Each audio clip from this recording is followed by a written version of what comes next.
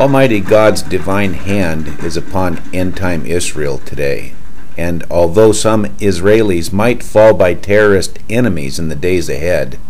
overall as a nation, no thing shall harm Israel from this point on in today's end times. God's divine protection and blessings started in May of 1948 when God miraculously and suddenly birthed the nation of Israel overnight. From 1948's rebirth, God let you, the house of Israel, and the whole world see and understand that His mighty hand is guarding you and that His word is true, and that no thing shall harm the house of Israel from this point on. And God has proven this over and over since 1948, that Israel is now being divinely blessed and divinely protected by Almighty God's very presence over Israel. Israel today, 65 years later, is a powerful sign and testimony to the world of the great strength and courage and unity of a people, the end-time Jews of Israel, and exactly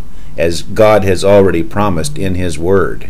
But although Israel will generally not be harmed from this point on as a people, nor harmed militarily, Israel will be tested again in the coming months. Militarily, no major wars will occur from this point on until after a 7-year agreement is agreed upon between the State of Israel and the Papacy of Rome, which is specifically foreordained for today's end times in Daniel 9:26 and 27. In fact, this coming signed 7-year agreement is the next major end time prophecy which will occur in this generation, and which will allow Israel to rebuild your third Jerusalem temple. However, right after Israel's and the sitting Pope's signing, then within a matter of months later, chaos will break out in the Mideast and the northern African region, which is the red horse of Revelation, chapter 6, verse 4, with bloodshed and death taking place as never seen before in human history. Then in the midst of the bloodshed will come Israel's one-day war of Ezekiel 38 and 39, led by Russia, which will occur on Israel's mountains as the prophet Ezekiel foretold. In fact, as miraculous as Israel's military victories have been in the last 65 years, even in the Six-Day War of 1967, the coming one-day war of Israel will supersede all of Israel's powerful past military victories, as once again God will prove His commitment to the end-time state of Israel. And the whole world will see again, and more clearly than ever, in the coming days, that Israel is divinely favored and divinely protected by Almighty God and Creator,